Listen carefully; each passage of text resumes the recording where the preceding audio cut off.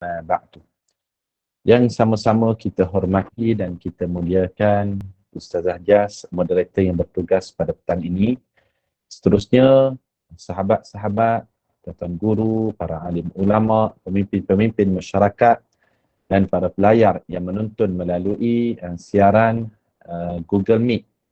Anjuran sahabat pencinta Al-Quran yang menonton dari barat, kita doakan moga terus berkat. Yang menonton dari timur, kita doakan moga sentiasa makmur. Yang menonton dari utara, moga sentiasa sejahtera hendaknya. Yang menonton dari selatan, kita doakan keberkatan dan keampunan insya-Allah. Kita semua termasuk dalam kalangan hamba-hamba Allah yang dimuliakan di sisinya pada petang ini. Amin ya rabbal alamin.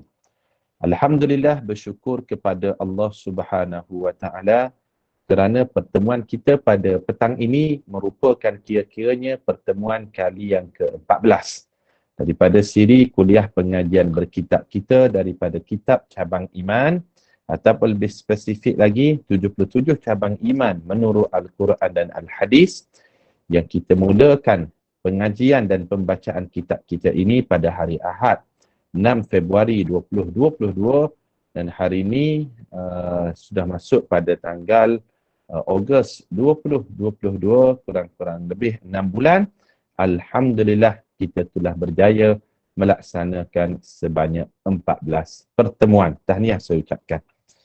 Jadi Alhamdulillah, pertemuan kita pada kali yang ke-14 pada petang ini, kita akan masuk pada cabang iman yang ke-28. Bagi yang ada kitab, kita buka pada muka surat yang ke-50. Cabang iman yang ke-28 daripada kitab kita, muka surat 50, salah satu daripada tanda kesempurnaan iman. Tanda iman yang sempurna, tetap melawan musuh dan tidak lari dari medan perang. Ini kita bincang bab jihad. Bab jihad ni iaitu melawan musuh yang ingin menghancurkan Islam dan sama sekali tidak mengkhianati perjuangan dengan tidak melarikan diri dari medan perang. Dengan kata lain, orang yang lari dari medan perang ini, ia telah melakukan dosa besar. Kerana di dalam kitab, antaranya kitab Al-Kabair. Al-Kabair dengan makna himpunan dosa-dosa besar, yang ditulis oleh Imam Az-Zahabi rahimahullahu ta'ala, menyedaraikan orang yang lari daripada medan perang, medan jihad pada jalan Allah, mereka ini tergolong daripada dosa besar yang ke-11. Dosa besar yang pertama, syirik pada Allah. Dosa besar yang kedua, sihir. Dosa besar yang ketiga, meninggalkan salat. Dosa besar yang keempat, makan harta anak yatim, bagai-bagai. Salah satu daripada dosa besar itu, dosa besar yang ke-11-nya adalah lari dari medan perang. Dah, itu kita sebut secara ringkas tentang orang yang lari daripada medan perang ini termasuk daripada dosa besar. Dan tidak lari dari medan perang, itu tanda iman yang sempurna. Kalau kita tengok dalam kitab kita ini, pengarang kitab kita membawakan 3 dalil daripada Al-Quran dan 1 dalil daripada hadis Nabi sallallahu alaihi wasallam. Insya-Allah kita akan baca dulu, kemudian kita akan lihat huraiannya secara sederhana nanti insya-Allah. Muka surat 50. Dalil yang pertama. Firman Allah Subhanahu wa taala. A'udzu billahi minasy syaithanir rajim. Idza laqitum fi'atan fathbutu. Surah Al-Anfal ayat yang ke-45. Maksudnya, apabila kamu orang beriman bertemu dengan satu pasukan musuh, maka teguhkanlah hatimu. Ini Allah Ta'ala ajarkan, bila awak bertemu dengan pihak musuh yang ingin menyerang Islam, menakluki negara Islam, bagai-bagai, maka Allah Ta'ala katakan, fathbutu, teguhkanlah hatimu. Jangan sesekali lari. Sebab kamu yang lari daripada medan perang, ia dianggap sebagai orang yang telah melakukan dosa besar. Dan ini pernah berlaku ketika mana dalam perang Uhud, Nabi SAW ketika itu bersama dengan tentera Islam adalah beberapa golongan yang diketuai oleh Abdullah bin Ubay. Abdullah bin Ubay ni orang munafik. Dia telah belot dan dia berpatah balik lari daripada medan jihad dalam peperangan Uhud. Maka Allah Ta'ala turunkan ayat, "Idza laqitum fi'atan fasbutu." Apabila kamu bertemu dengan satu pasukan, kuatkanlah semangatmu, teguhkanlah azammu, jangan sesekali kamu lari daripada medan jihad. Tuan-tuan yang dimuliakan Allah Subhanahu wa taala. Teringat saya tentang satu peristiwa. Ada 3 orang sahabat Nabi sallallahu alaihi wasallam. Dia bukan lari daripada medan jihad.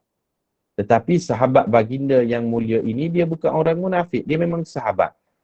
Dia tidak turut serta dalam peperangan iaitu perang Tabuk kerana leka dengan mengutip buah-buahan yang sedang berbuah pada ketika itu. Perang Tabuk, perang yang terakhir disertai oleh Nabi sallallahu alaihi wasallam dengan dianggotai oleh sahabat yang teramai. Dalam mana-mana peperangan, perang Tabuk lah perang yang disertai oleh ramai sahabat. Dan Rasulullah sallallahu alaihi wasallam membuat kerahan secara umum mana-mana lelaki yang sihat yang tidak ditugaskan oleh Rasulullah untuk menjaga Madinah, mereka ini mesti keluar sebagai satu angkatan tentera Islam dalam perang Tabuk. Tapi tuan-tuan, puan-puan sekalian, ada 3 orang sahabat.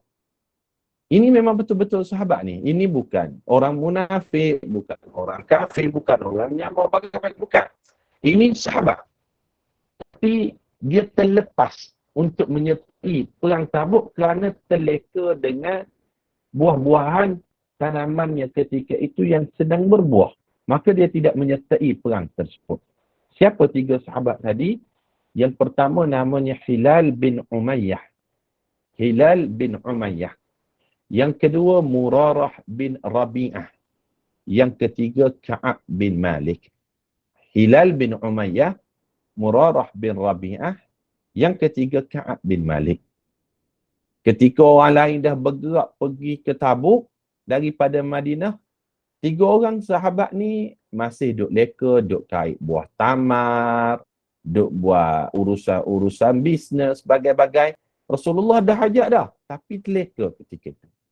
Sehinggalah selesai perang Tabuk, Rasulullah sallallahu alaihi wasallam pulang ke Madinah. Maka ketika itulah baru mereka tersedar, mereka telah terlepas daripada sahutan jihad daripada Nabi sallallahu alaihi wasallam, dan Rasulullah mengarahkan sahabat-sahabat yang lain memulau 3 orang sahabat ini kerana tidak menyertai peperangan Tabuk.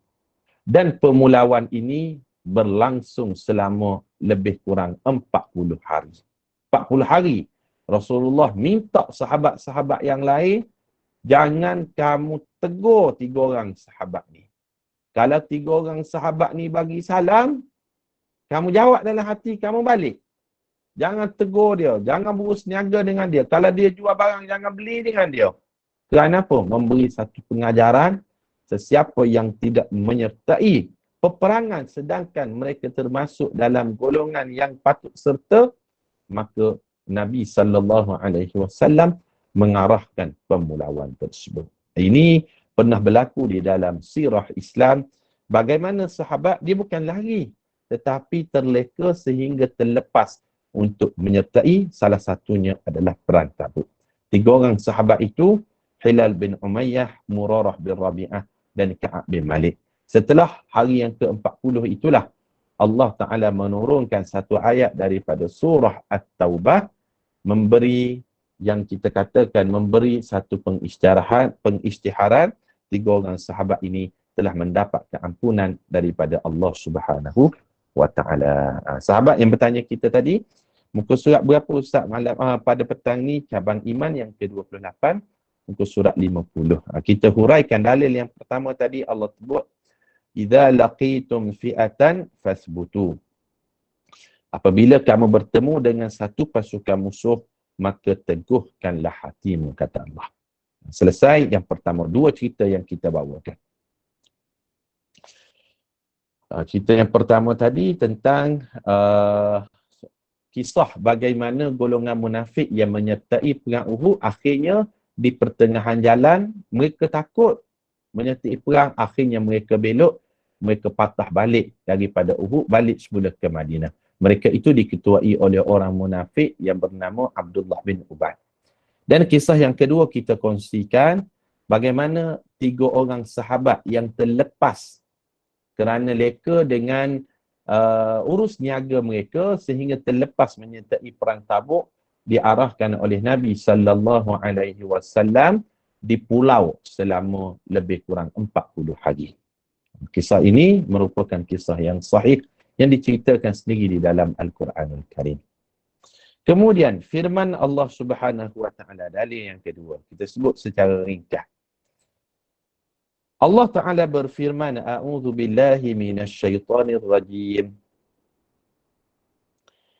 Idza laqitumul ladhina kafaru zahfan fala tuwalluhumul adbar.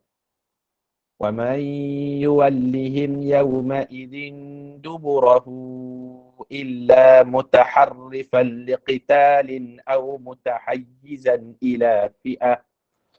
فقد باء بغضب من الله ومأواه جهنم وبئس المصير. Surah Al-Anfal ayat yang ke-15 dan 16. Maksudnya, wahai orang yang beriman, kata Allah, apabila kamu bertemu dengan orang kafir yang sedang menyerang kamu. Kita garis bawahkan perkataan orang kafir yang sedang menyerang umat Islam. Maka kata Allah, janganlah kamu berpaling tadah dari menentang mereka. Jangan lari, kata Allah. Orang nak serang negara kamu, agama kita, jangan lari, jangan berlembut ketika itu.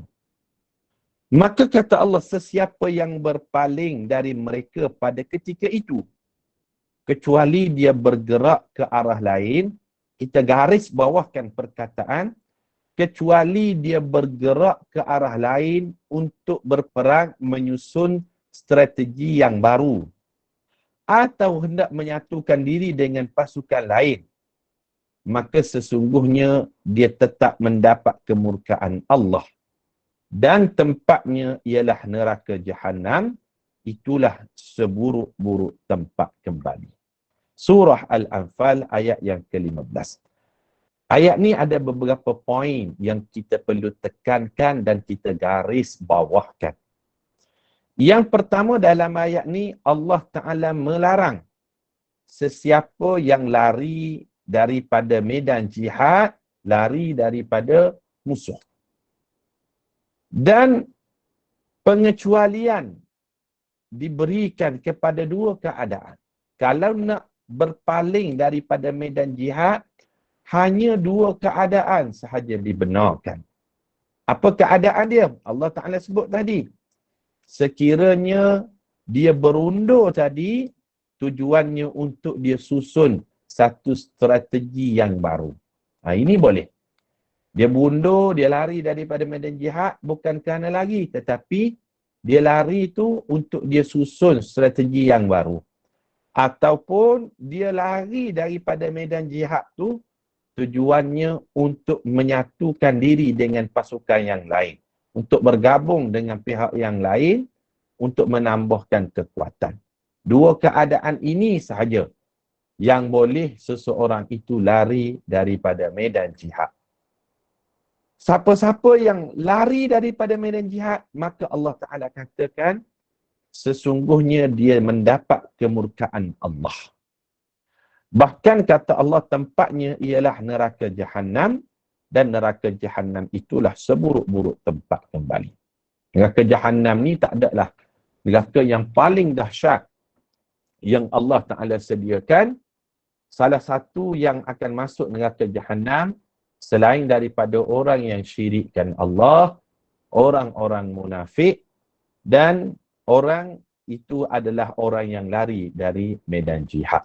Kalau kita tengok tuan-tuan, puan-puan, senarai nama-nama neraka yang disebutkan oleh Allah Subhanahu Wa Taala di dalam Al-Quran ada macam-macam. Dan neraka yang paling dahsyat itu neraka Jahannam lah. Neraka Jahannam yang paling dahsyat. Ulama dia buat susunan neraka yang paling ringan. Tapi kita katakan ringan sekalipun, ia tetap panas membakar. Tetapi neraka yang ringan sikit lah kita sebut, neraka itu neraka hutamah. Neraka hutamah ni dimasuki oleh orang yang kurang amal soleh dia. Amal jahat dia banyak, amal soleh dia kurang, dia akan masuk ke dalam neraka hawiyah, neraka hawiyah. Ada neraka hawiyah. Selain itu ada neraka jahim, ada neraka saqar, ada neraka lazar, ada neraka hutamah, ada salah satu lagi nama neraka itu nama neraka Jahannam. Dan neraka Jahannam ini, antara orang yang akan masuk ke dalam neraka Jahannam adalah orang yang lari dari medan jihad. Ada orang tanya, Ustaz, neraka panas ke? Sangat panas. Sebab apa? Api yang kita nyalakan di dunia ni, apa-apa api yang paling panas di dunia, api di neraka tu 70 kali lagi panas daripada api yang paling panas di dunia. Contoh api apa yang paling panas di dunia? Kita katakan air yang mendidih, Ustaz, itulah yang paling panas. Itu belum. Itu suhunya hanya baru 100 darjah Celsius. Apa yang lebih panas daripada tu? Lava daripada gunung berapi, Ustaz. Itu lebih panas. Itu bukan paling panas. Ya, itu panas. Tetapi suhunya baru mencecah 600 darjah hingga 1300 darjah Celsius. Api yang paling panas di dunia, api itu namanya api oxyacetylene yang digunakan oleh orang yang memotong besi ataupun keluli. Suhunya mencecah 3000 darjah Celsius. Dan api neraka itu 70 kali ganda daripada kepanasan api dunia, dan api neraka itu kurang-kurang lebih suhunya. Kalau yang paling panas di dunia, api yang digunakan untuk memotong keluli 3000 darjah, perlu darab dengan 70, bermaksud lebih kurang suhu kepanasan api neraka itu 210,000 darjah Celsius. 210,000 darjah Celsius. Kurang-kurang lebih begitulah. Sebab Rasulullah SAW katakan, api di dunia yang paling panas ni, itu hanyalah 1/70 daripada kepanasan api neraka Allah Subhanahu wa Ta'ala. Dan api neraka yang sepanas itulah diancam oleh Allah pada ayat yang kita baca tadi kepada orang yang lari dari medan jihad. Ini ayat yang kedua yang kita huraikan. Kemudian dalil yang ketiga, ini masih bab jihad lagi nih kita ni. Dalil yang ketiga, Allah Subhanahu wa Ta'ala berfirman, A'udzu billahi minasyaitonir rajim. Muka surat 51. Ya ayyuhan nabiyyu harridil mu'minina 'alal qital. In yakum minkum 'ishruna sabiruna yaghlibu mi'atayn. وَإِنْ يَكُنْ مِنْكُمْ مِئَةٌ يَغْلِبُوا أَلْفًا مِنَ الَّذِينَ كَفَرُوا بِأَنَّهُمْ قَوْمٌ لَا يَفْقَهُونَ الْآنَ خَفَّفَ اللَّهُ عَنْكُمْ وَعَلِمَ أَنَّ فِيكُمْ ضَعْفًا فَإِنْ يَكُنْ مِنْكُمْ مِئَةٌ صَابِرَةٌ يَغْلِبُوا مِئَتَيْنِ وَإِنْ يَكُنْ مِنْكُمْ أَلْفٌ يَغْلِبُوا أَلْفَيْنِ بِإِذْنِ اللَّهِ Wallahu ma'as sabirin. Surah Al-Anfal ayat 65 hingga 66. Jom kita sama-sama baca maksudnya. Allah Ta'ala berfirman, wahai Nabi, galakkanlah orang yang beriman itu untuk berperang. Maknanya bagi semangat kepada orang beriman supaya mereka ini berjihad pada jalan Allah. Jika ada di antara kamu 20 orang yang sabar. Maknanya jika ada dalam kalangan orang beriman tu 20 orang yang sabar dalam menghadapi jihad, nescaya mereka dapat menewaskan 200 orang. Maknanya satu orang boleh lawan 10 orang. Satu orang beriman, dia boleh lawan 10 orang yang kafir. Akan dibantu oleh Allah pada waktu tersebutlah. Dan jika di antara kamu ada 100 orang, nescaya mereka dapat menewaskan 1,000 orang daripada golongan yang kafir. Disebabkan mereka yang kafir itu orang yang tidak mengerti. Sekarang Allah telah meringankan kepadamu kerana dia mengetahui bahawa padamu ada kelemahan. Oleh itu jika ada di antara kamu 100 orang yang sabar, nescaya mereka dapat menewaskan 200 orang. Dan jika ada di antara kamu ada 1,000 orang yang sabar, nescaya mereka dapat menewaskan 2,000 orang dengan izin Allah. Ingatlah, Allah bersama orang-orang yang sabar. Pada zaman Nabi SAW, sebab itu kita tidak pelik. Walaupun jumlah umat Islam dalam kalangan sahabat yang menyertai perang bersama dengan Nabi SAW, jumlahnya jauh lebih sikit daripada pihak musuh, kita akan dapati rekod kemenangan biasanya berpihak kepada tentera Islam. Sebab Allah Ta'ala bagi jaminan. Orang-orang dulu dalam kalangan sahabat, iman mereka kuat. Iman mereka memang betul-betul kokoh, bagai-bagai. Biar.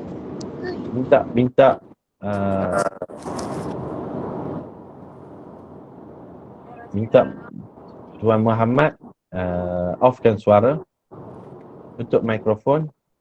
Okey, balik pada cerita kita. Ayat yang kita baca tadi dari surah Al-Anfal ayat 65 hingga 66. Allah Ta'ala ceritakan pada zaman Nabi SAW, kita akan dapati walaupun tentera Islam jumlahnya jauh lebih sikit berbanding dengan pihak musuh, tetapi biasanya kemenangan itu berpihak kepada tentera Islam. Sebab apa? Kerana dalam kalangan sahabat Nabi tersebut, walaupun jumlahnya sikit, kesabaran mereka di medan jihad itu cukup tinggi. Sehingga kata Allah Ta'ala, kalau 20 orang sahabat pun, mereka mampu menewaskan pihak musuh seramai 200 orang. Kalau ada 100 orang sahabat pun, mereka mampu menewaskan 1,000 orang. Sebab apa? Allah akan bantu menghantar bantuan kepada tentera Islam kerana kesabaran mereka, dan Allah Ta'ala katakan, aku bersama orang yang sabar. Tetapi zaman berubah, waktu berlalu, masa berlalu bagai-bagai, keimanan tu makin menurun sikit. Kesabaran tu tidak sama dengan kesabaran para sahabat. Maka Allah Ta'ala katakan, sekarang ni, keadaan sekarang ni, kalau ada tentera Islam seorang, dia mampu menewaskan 2 orang. Ataupun kalau dia ada 10 orang, mampu menewaskan 20 orang. Tidak macam dulu lagi. Kalau dulu seorang boleh lawan 10, 10 boleh lawan 100. Sekarang, 1 hanya boleh lawan 2, 10 hanya boleh lawan 20 sahaja. Sebab apa? Keimanan, kesabaran umat sekarang ini, jika nak dibandingkan dengan kesabaran para sahabat di medan jihad, ia tidak sama lagi. Lalu Allah Ta'ala katakan, sesungguhnya aku akan sentiasa bersama dengan orang yang sabar, dengan maksud pertolonganku akan bersama dengan orang-orang yang sabar dalam menghadapi ujian ataupun musuh di medan jihad. Itu 3 dalil Al-Quran dalam bab tidak lari daripada medan jihad yang kita bacakan pada cabang iman yang ke-28. Selesai bab tu. Kita masuk dalil daripada hadis pula. Muka surat 52, tuan-tuan.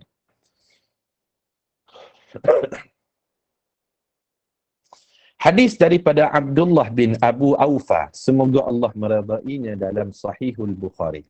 Hadis ni hadis sahih. Sahabat yang meriwayatkannya namanya Abdullah bin Abu Aufa, dan adab kita bila menyebut nama sahabat kita katakan radhiyallahu anhu. Kata Nabi sallallahu alaihi wasallam, la tatamannaw liqa'al aduwi wasalullaha al-afiyah. فَإِذَا لَقَيْتُمُوهُمْ فَاصْبِرُوا وَاعْلَمُوا أَنَّ الْجَنَّةَ تَحْتَ ظِلَالِ السُّيُوفِ. Maksudnya, jangan mengharapkan bertemu musuh, kata Nabi SAW. Maksudnya, mu jangan cari pasal. Jangan mulakan pergaduhan. Jangan mulakan serangan. Jangan mulakan peperangan. Tetapi mohonlah kepada Allah kesejahteraan. Maknanya, jangan cari pasal dengan orang. Jangan kita mulakan pergaduhan, peperangan, tapi minta kepada Allah, Allah berikan nikmat, keamanan. Tapi kata Allah, kata Nabi SAW, apabila kamu bertemu dengan musuh, maknanya kalau musuh datang juga pada kamu, serang kamu bagai-bagai, fasbiru, kamu sabarlah. Kerana Allah bersama dengan orang yang sabar. Dan wa'lamu annal jannata tahta dhilalis suyuf. Ketahuilah bahawa syurga di bawah bayangan pedang. Hadis ini hadis sahih riwayat Imam Bukhari. Muka nombor hadisnya 3025. Apa maksud syurga di bawah bayangan pedang? Dengan maksud kalau kita pegang pedang di medan jihad, akan terpantul bayang pedang di bawah. Bayang-bayangan pedang itu akan terpantul di bawah. Bayangan pedang yang terpantul itulah sebenarnya, kata Nabi SAW, itu adalah syurga, dengan maksud syurga itu sangat dekat kepada orang yang berjihad di medan jihad. Boleh jadi kita katakan, Ustaz, kami ini nak jihad apa Ustaz? Kami ini muslimat, kami ni wanita, kami ni perempuan, kami ni orang tua, bagai-bagai. Jangan kita batasi jihad hanya mengangkat senjata bagai-bagai. Bukan.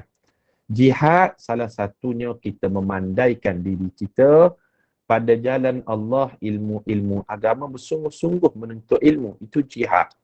Jihad dengan kita memberi pendidikan agama, pendidikan kehidupan yang baik, yang diredai oleh Allah kepada anak cucu kita, itu jihad. Jihad juga ada dari sudut jihad hartanya. Macam-macam aspek jihad. Jihad dengan maksud buat sesuatu yang diredai Allah dengan bersungguh-sungguh, maka seseorang itu termasuk dalam kalangan orang yang berjihad pada jalan Allah, walaupun bukan dengan mengangkat senjata sekalipun. Kita pada petang ni, penganjur, sahabat pencinta Al-Quran, grup kita sedang berjihad sebenarnya pada jalan Allah. Kita menyediakan satu platform untuk kita ramai-ramai menyumbang tenaga, menyumbang wang ringgit, menyumbang masa, menuntut ilmu, mencari redha Allah. Ini juga jihad. Jihad dari sudut menuntut ilmu. Maka konteks jihad ni luas. Dan sesiapa yang berjihad, kata Nabi SAW, fasbiru. Kita bersabar, kerana di sebalik kesabaran itu Allah bersama dengan kita, dan ketahuilah syurga itu sangat dekat kepada orang yang berjihad. Itu satu dalil hadis yang kita bacakan pada cabang iman yang ke-28. Faham ke para jamaah sekalian, sebelum kita masuk pada cabang iman yang ke-29 ni, kita direct kepada apa perbincangan kita. Kita tidak bincang bab-bab yang lain. Sebab kelas kita seminggu sekali ni kita gunakan waktu sepenuhnya untuk kita bincangkan apa yang ada dalam kitab, insya-Allah. Setakat ni jelas? Alhamdulillah. Alhamdulillah faham Ustaz. Kalau faham, insya-Allah kita masuk pada cabang iman yang ke-29. Muka surat 52. Itu cabang iman yang ke-28, tanda kesempurnaan iman tidak lari daripada medan jihad. Maknanya teguh di dalam dia berjihad, bersungguh-sungguh melakukan sesuatu pada jalan Allah, itu tanda kesempurnaan iman. Manakala pada cabang iman yang ke-29, tanda iman yang sempurna, maksudnya apa dia? Memberi 1/5 daripada harta rampasan perang pada jalan Allah Subhanahu wa taala kepada siapa? Kepada pegawainya sebelum diagihkan kepada tentera. Kepada pemimpin dan pegawainya sebelum diagihkan kepada tentera. Ia pemimpin di sini merujuk kepada Nabi sallallahu alaihi wasallam. Memberi 1/5 daripada harta rampasan perang kepada pemimpin, kita letakkan dalam kurungan kepada Rasulullah sallallahu alaihi wasallam sebelum diagihkan kepada tentera-tentera Islam. Sebab apa tuan-tuan, puan-puan? Nabi sallallahu alaihi wasallam dia boleh tak terima sedekah? Rasulullah tidak boleh menerima sedekah. Rasulullah boleh tak menerima zakat? Rasulullah juga tidak boleh menerima zakat. Dan dalam Islam ada satu peruntukan khusus yang ditetapkan oleh Allah. Rasulullah kerana dia tidak boleh menerima sedekah, tidak boleh menerima zakat, Rasulullah dia boleh menerima 1/5 harta rampasan daripada mana-mana peperangan. Hendaklah 1/5 itu diasingkan terus diberi kepada Nabi sallallahu alaihi wasallam. Bakinya 4/5 barulah diagihkan kepada para sahabat. Sebab itu tuan-tuan, puan-puan, kita tidak pernah mendengar ketika Nabi sallallahu alaihi wasallam setelah berhijrah dari Makkah ke Madinah. Ketika Rasulullah berada di Madinah, tak pernah kita dengarkan Rasulullah keluar berniaga ke Syam, Rasulullah melaksanakan perniagaan ke mana-mana tempat, tak pernah. Sebab apa? Ketika di Mekah pernah kita dengar Rasulullah ni pergi berniaga ke tempat itu, ke tempat ini, bagai-bagai. Tapi setelah berhijrah ke Madinah, tidak ada lagi kita dengar Rasulullah itu melaksanakan perniagaan. Fokus hanya pada dakwah, mengembangkan Islam, bagai-bagai. Sebab apa?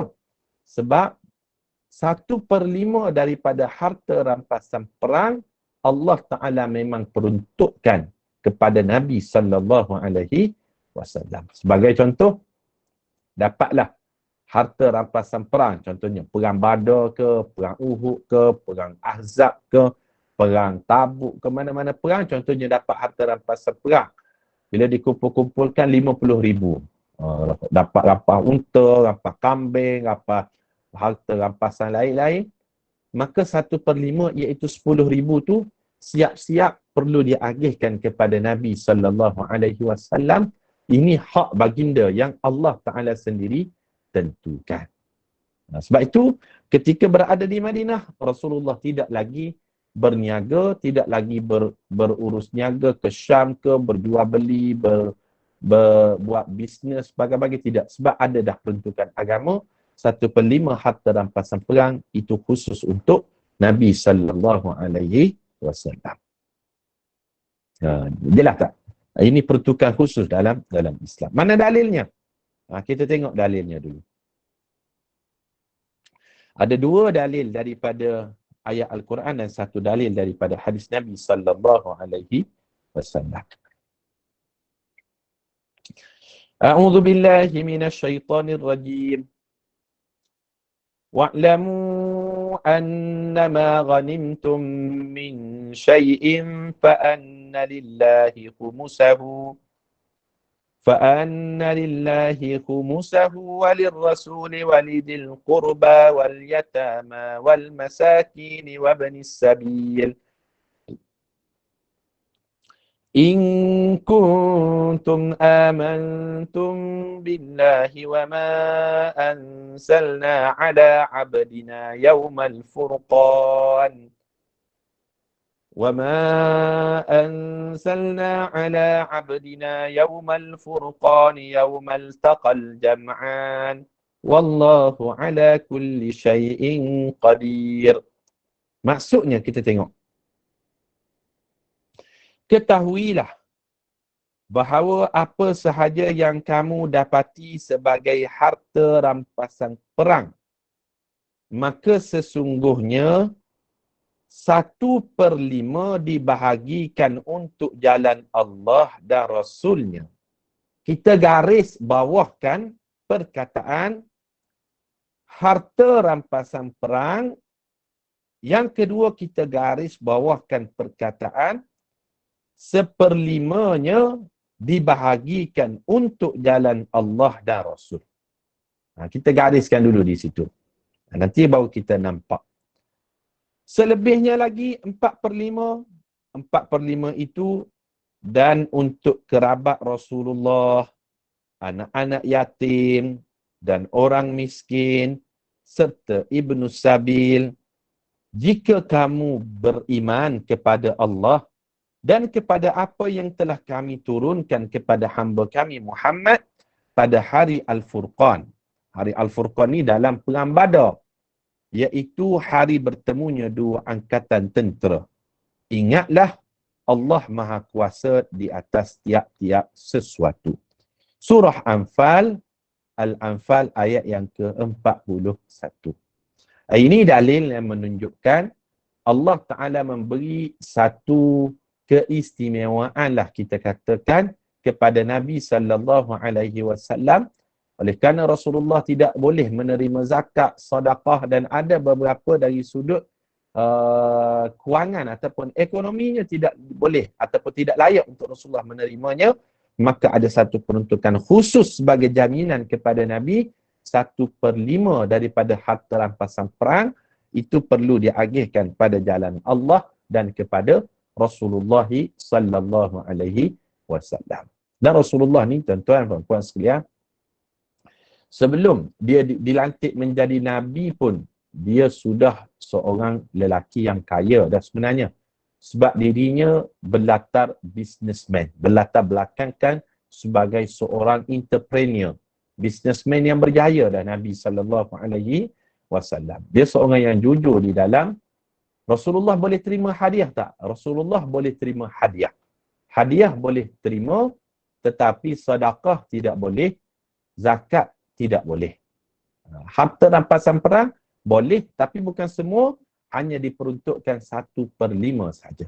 Dan biasanya Rasulullah walaupun diperuntukkan 1/5, tetapi Rasulullah SAW akan kembalikan peruntukan untuk baginda tu, dikembalikan balik kepada umat baginda. Rasulullah akan bagi balik semuanya.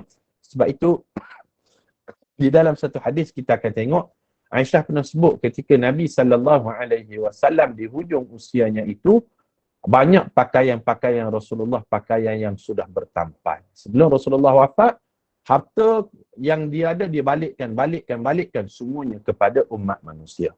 Balikkan kepada umat balik. Sebab itu di dalam haji yang terakhir Rasulullah, ketika melaksanakan ibadah korban, Rasulullah dia pernah berkorban dengan 100 ekor unta. 100 ekor unta Rasulullah sembelih. Unta milik dia. Unta milik Rasulullah, Rasulullah kembalikan pada umat sehingga Rasulullah melaksanakan korbannya yang terakhir dengan 100 ekor unta. Sebab apa ni? Dia akan balikkan semua harta yang dia ada, dikembalikan kepada umat ketika itu. Itu kita sebut. Dan Rasulullah ni kalau kita ikut sejarahnya, Rasulullah SAW sebelum dia berkahwin dengan Khadijah lagi, dia adalah seorang lelaki yang sudah kaya. Sebab Rasulullah ni kaya dari sudut keturunan. Keturunan Rasulullah ni bukan keturunan biasa-biasa. Pemerintah di Mekah itu keturunan Rasulullah. Namanya Muhammad bin Abdullah bin Abdul Muttalib. Datuk baginda yang bernama Abdul Muttalib itu pemimpin di bumi Mekah. Abdul Muttalib ni orang yang dihormati, pemimpin yang menjaga pintu kunci Kaabah. Dia orang kaya dah Rasulullah. Buktinya sebab ketika Rasulullah berkahwin dengan Khadijah, mahar yang Rasulullah berikan kepada Khadijah itu bukan biasa-biasa. Maharnya ataupun mas kahwinnya hanyalah hanya 20 ekor unta Rasulullah bagi. Hanya 20 ekor unta. Ada tak suami-suami kita dulu kan? Bila berkahwin dengan kita bagi mas kahwin. Nah, mas kahwin saya bagi pada awak 20 ekor lembu. Tak ada. Mana? Ataupun emas 1 kilo. Tak ada. 20 ekor unta ni, kalau seekor unta bersamaan dengan RM10,000 nilai sekarang. Darab 20 bermaksud mas kahwin Rasulullah bagi kepada Khadijah bersamaan nilai sekarang RM200,000. Suami kita ke saya sendiri pun tak mampu nak bagi pada isteri mas kahwin demikian. Tak mampu. Rasulullah ni dia kaya dari sudut keturunan tetapi memilih untuk hidup sederhana. Itulah Nabi SAW. Selesai dalil yang pertama. Dalil yang kedua, Allah Subhanahu wa taala berfirman. Muka surat 53, A'udzu billahi minasyaitonir rajim. Wa ma kana linabiyyin an yaghul wa man yaghlul ya'ti bima ghalla yawmal qiyamah. Surah Ali Imran ayat 161. Tidaklah patut bagi seseorang Nabi itu berkhianat, menggelapkan harta rampasan perang. Dan sesiapa yang berkhianat, dia akan bawa bersama harta yang dikhianatinya pada hari kiamat. Allah Ta'ala jelaskan, sesungguhnya kamu jangan bimbanglah. Rasulullah tu adil dalam pembahagian harta rampasan perang. Sebab bimbang, takut cakap-cakap mengatakan Rasulullah ni tidak adil dalam agihan harta rampasan perang. Nanti orang kata Rasulullah ni kalau kepada penduduk Mekah, golongan muhajirin, Rasulullah bagi harta rampasan perang banyak kerana dia ni asal daripada Mekah. Kalau orang Madinah, Rasulullah bagi sikit harta rampasan perang. Rasulullah ni kalau yang baik dengan dia, Rasulullah bagi banyak. Kalau yang kurang rapat, Rasulullah bagi sikit. Maka Allah Ta'ala turunkan satu ayat yang khusus. Kamu jangan bimbang. Rasulullah SAW, manusia yang paling adil, dia sesekali pun tidak akan mengkhianati harta rampasan perang. Itu tadi. Itu dalil daripada Al-Quran. Dalil yang kedua. Selesai kita tengok dalil daripada hadis Nabi SAW. Hadis daripada Ibnu Abbas radhiyallahu anhuma dalam As-Sahihain tentang rombongan delegasi Abdul Qais. Kita baca dulu teks yang Arab, matan yang Arab, kemudian kita lihat maksudnya secara ringkas. Amarakum bi arba'in wa anhaakum an arba'. Amarakum bil imani billahi wahdah. Atadruna mal imanu billahi wahdah. Qalu Allahu wa rasuluhu a'lam. Qala syahadatu an la ilaha illallah wa anna Muhammadar Rasulullah wa iqamus salah wa ita'uz zakah wa siyamu ramadana wa an tu'tu minal maghnamil khumus wa anhaakum 'anil hantami wad dubai wan naqiri wal muzaffati. Qala ihfazuhunna wa akhbiru bihinna min waraikum. Maksudnya, baginda memerintahkan kamu dengan 4 perkara dan melarang 4 perkara. Kalau boleh kita garis bawahkan 4 perkara yang diperintahkan dan 4 perkara yang dilarang. Apa dia tu? Baginda memerintahkan kamu supaya beriman kepada Allah semata-mata. Ini yang pertama. Kemudian Rasulullah menjawab. Rasulullah berkata, adakah kamu tahu apa itu beriman kepada Allah semata-mata? Mereka menjawab, Allah dan Rasulnya lebih mengetahui. Lalu beliau berkata, maksud beriman kepada Allah semata-mata itu dengan maksud penyaksian bahawa tiada Tuhan selain Allah. Dan Nabi Muhammad adalah utusan Allah. Mendirikan salat, menunaikan zakat, puasa di bulan Ramadan, muka surat 54, dan memberikan 1/5 harta rampasan perang. Itu maksud beriman kepada Allah. Kemudian baginda melarang kamu daripada bekas tembikar yang diisi arak, bekas labu, kawasan yang pada pokok kurma yang ditebuk dan diperang kurma, dan bekas yang disalut zif. Baginda bersabda, ingatlah semua ini dan sampaikan kepada sesiapa sahaja yang kamu temui selepas daripada ni. Jadi dalam hadis ni Rasulullah sebut ada 4 perkara yang diperintahkan dan 4 perkara yang dilarang. 4 perkara yang diperintahkan itu yang bermaksud beriman kepada Allah. Yang pertamanya menunaikan salat, yang kedua menunaikan zakat, yang ketiga puasa di bulan Ramadan, dan yang keempat memberi harta rampasan perang kepada Rasulullah sallallahu alaihi wasallam.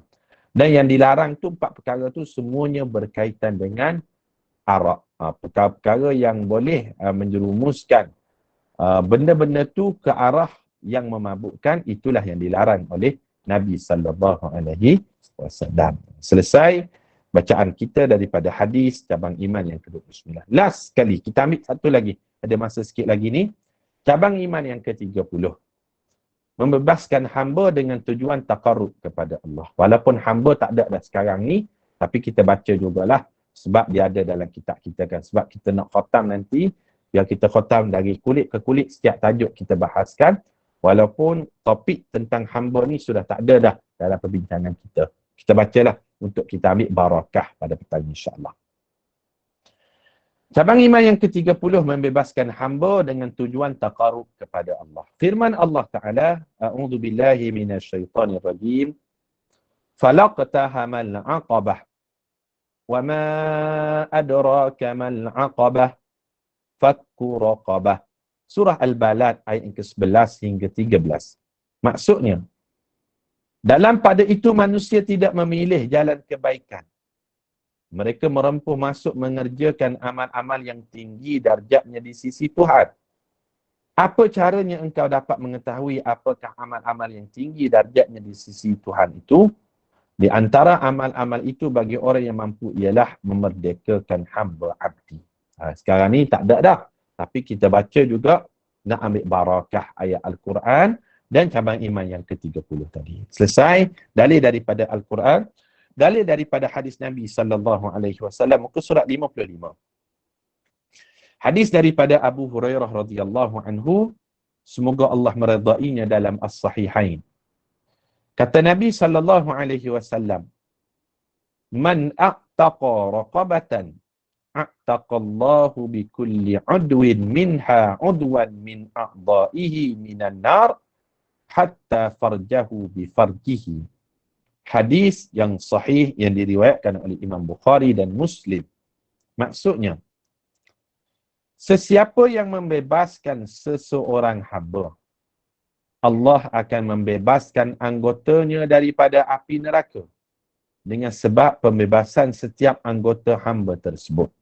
Sehingga kan kemaluannya dengan sebab pembebasan kemaluan hamba tersebut. Ini tentang kelebihanlah orang yang membebaskan hamba, maknanya seluruh anggota badan daripada dirinya itu akan dibebaskan daripada terkena dengan api neraka Allah Subhanahu wa Ta'ala. Alhamdulillah tuan-tuan, puan-puan sekalian, 3 cabang iman yang kita bacakan secara ringkas pada petang ni. Kesempatan yang lain kita akan masuk pada minggu depan kalau tidak ada aral, cabang iman yang ke-31.